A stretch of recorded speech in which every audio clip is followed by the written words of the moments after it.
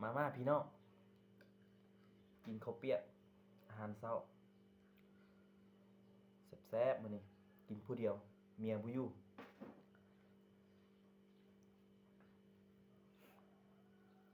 ข้าวเปียกดูกหมู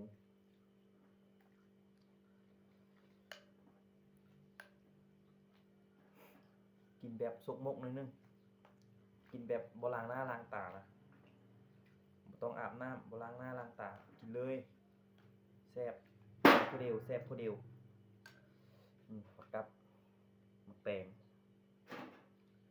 บลิกกะปิบัวละพาสด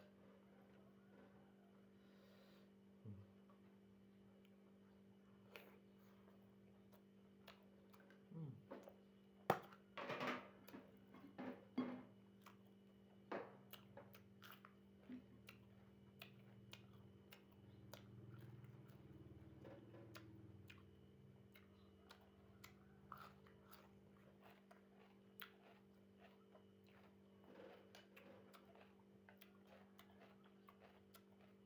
สดน้ำมันฮะ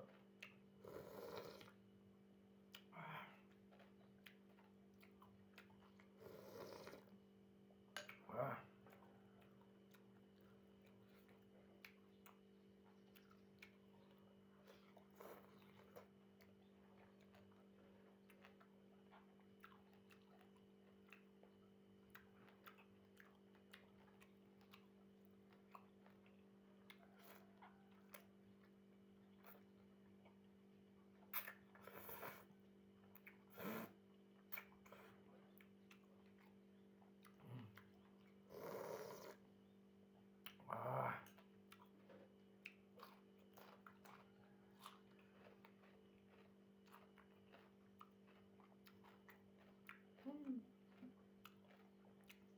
แซ่บ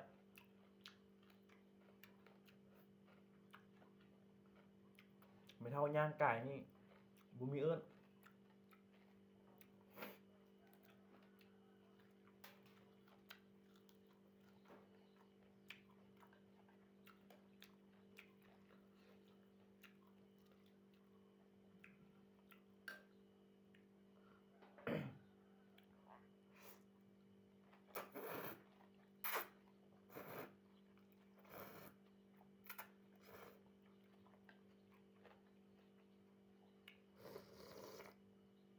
อ่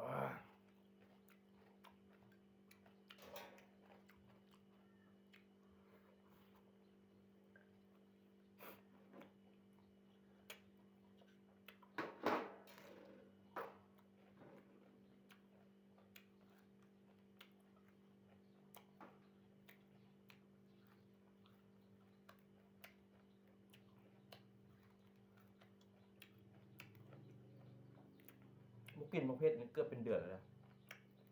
เขาเจ็บกระเพาะหากันมากินเนี่ย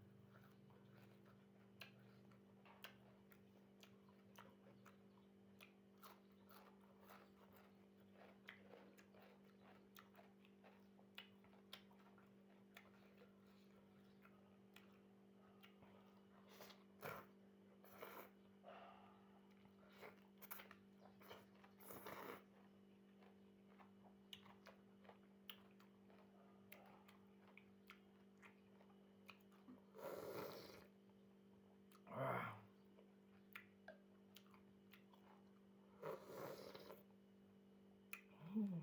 ยอด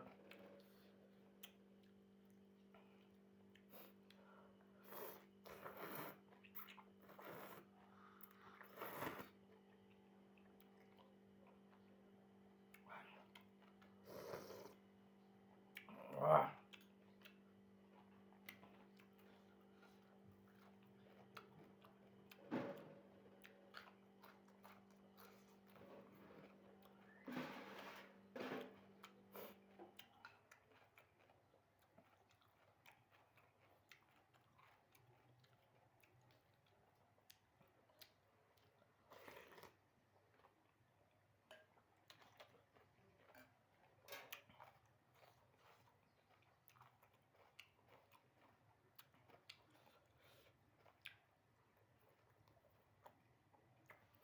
ถ้วยบางแง่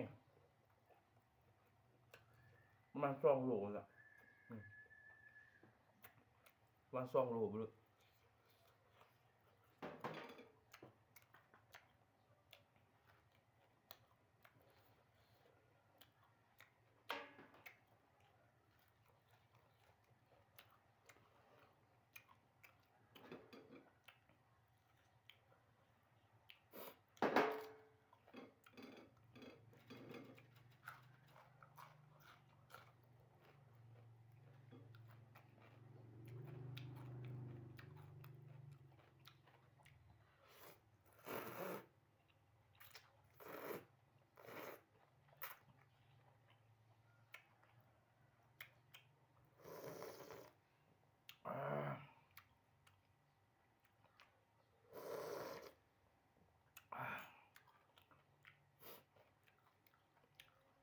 คืออะไรใครย่อยกับบ้าน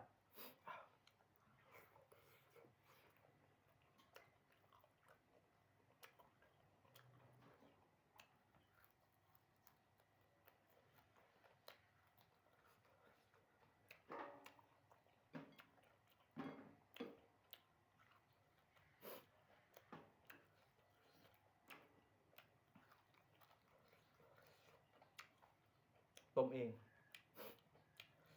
แซ่บเองกินเอง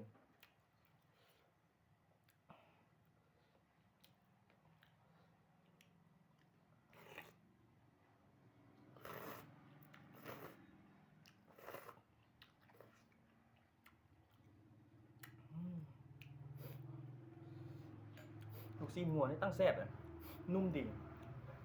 โลนึง40 บาทบ่ซื้อนี่อยู่ตลาดบึงทันหลวง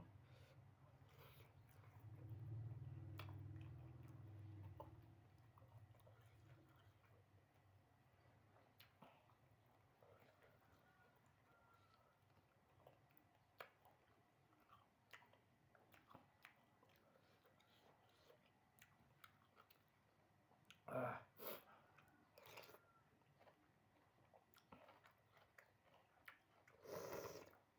อ่า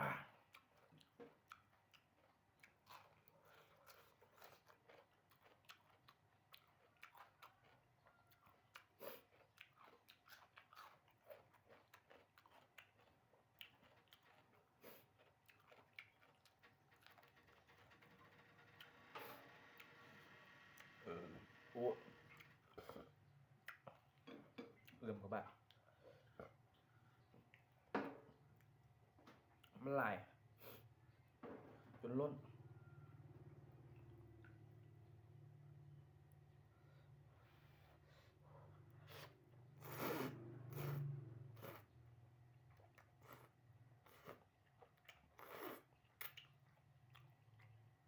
อืม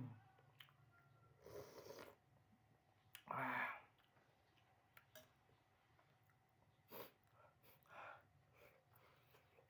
อืม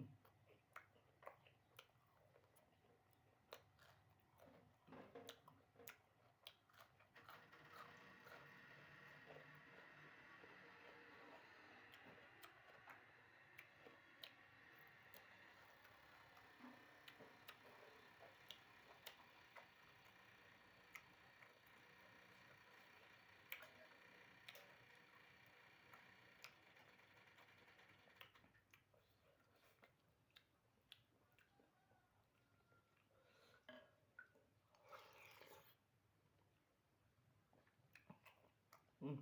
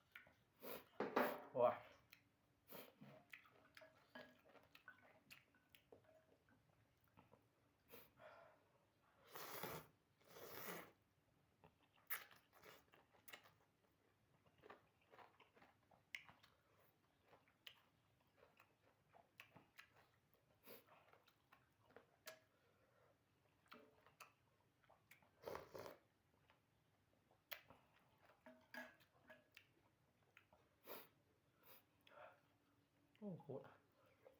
ว้าว